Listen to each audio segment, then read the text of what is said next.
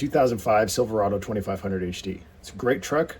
The headliner is starting to delaminate right around the driver's side door.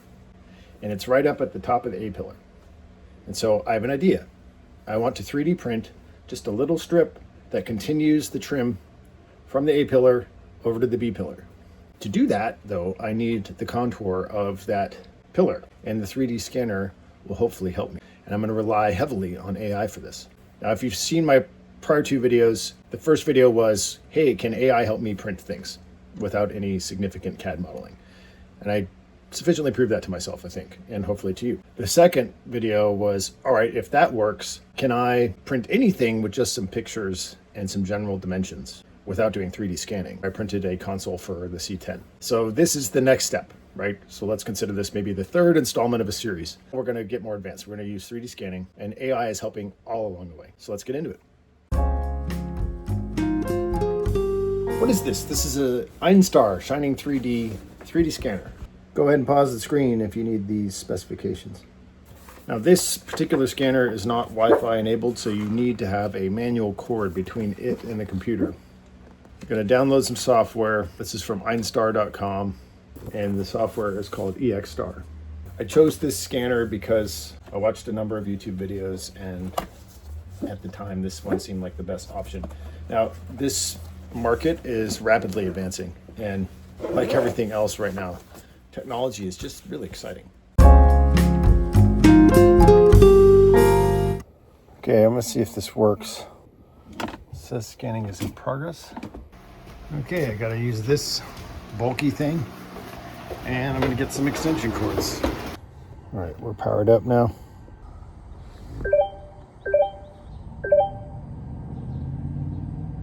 This is incredible.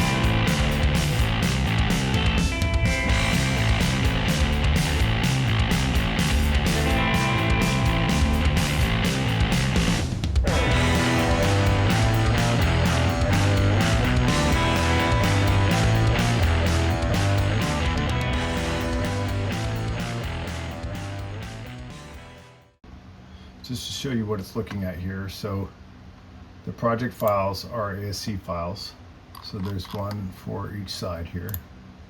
Then these are all photos, and some of these I showed it where it was delaminating.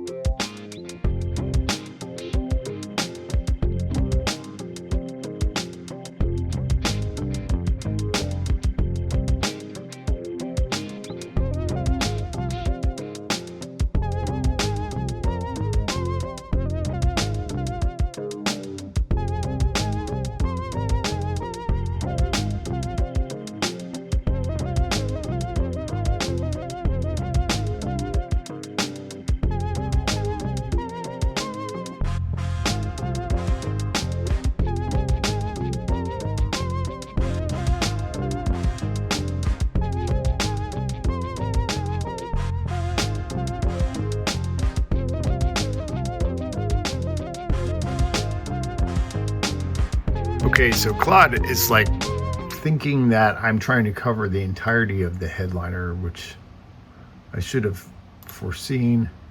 If you look at this, I think it's trying to give me like sort of a cross-sectional contour of the print piece, and it's thinking I want to cover like all the way out here into the headliner. See, that's the grab handle, that's the A pillar trim, and that's the B pillar. And no, I'm not trying to cover all that. See, that headliner cloth gets covered. That's what they're saying. No, Claude, that's not what I want to do. This is where I want to trim it. So I need to make that more clear. So what I'm trying to do is print something to go from here to there. It's just covering along here. About the width of the A pillar. And that's it. Just extends the dead ends into this, slips under there with a little tab, and dead ends into this trim and slips in with a little tab. That's it.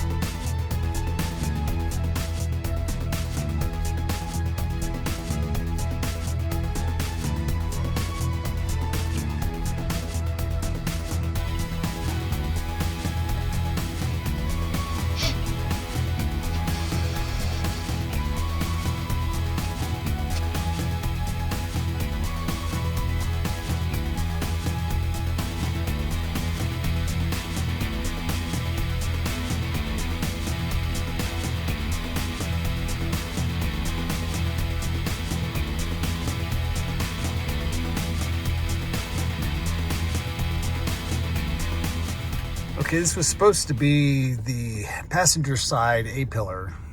First of all, it's just not curved enough. I'm doing this on the driver's side because it didn't fit the passenger side at all. So I'm testing it in a bunch of different locations. It doesn't have enough bend here or over there to work. And if I try to go this way, it seems like it could fit better here, but it's got some, it just doesn't follow the contour here very well. This whole contour is questionable. It looks like it kind of is going over the rubber seal too, which I don't want it to do. At any rate, it's just not, it's missing some curves and it doesn't fit there at all. So back to the drawing board. All right, I've unfortunately been having a lot of internet issues. I couldn't get this video uploaded on Friday night like I normally would. Got to keep the algorithm happy, you know. So I've printed many versions, and this one's the closest. It didn't fit right, and I ended up getting into some really detailed stuff around just the corners of how it would fit in with the A-pillar, and it's really difficult getting Claude to do it. So I'm going to rescan it this time using masking tape to basically delineate where the trim pieces would be, which is going to do a lot of good things for the scan. The delamination was actually throwing it off quite a bit, and that sort of gives me an answer to one part of this experiment, which was, can I just scan it with the delaminations and then smooth it over in the software and fix it in the software rather than trying to physically fix it before the scan? And I think physically fixing it before the scan is better, just with the tape. And that'll be the next video. So while this looks like a fail, kind of is, it does prove that I can make AI see, right? So this is sort of the next step of physical AI. Can I show it objects and can it interpret them? Yes, it can, but it still needs visual aids. That is the conclusion of this. And the next video will show you how much more it improves with just those visual aids. So I'm trying to do this 1 week at a time. This is the third part. We go with 3D scans again, but then we'll go with hopefully a faster design process, bring the build tediousness and cost down a little bit, and then we'll go to a print. And my goal here is to just like each week escalate a little bit more. After that, what else can we print? More complex shapes. Can we send off stuff for CNC? Can we send off stuff for metal prints? Yeah, that's where I want to go with this. I want to just keep trying to design more and more complex parts, and I want to try different AI tools as well. I've been doing most of this with Claude. I want to try like Grok Build. I want to try ChatGPT's cowork functions, codecs. I want to try all these things and just like expand, and like get more and more and more. That's the point of these videos. So thanks for watching. Sorry for the late upload on this, and sorry for sort of a fail at the end, but I just want to show you where it's going, and I want to do this each week, so I hope you stay along for the ride. If you like these videos, please like and subscribe. Appreciate all that. This is David Hill with Solve Fix Build. Thanks.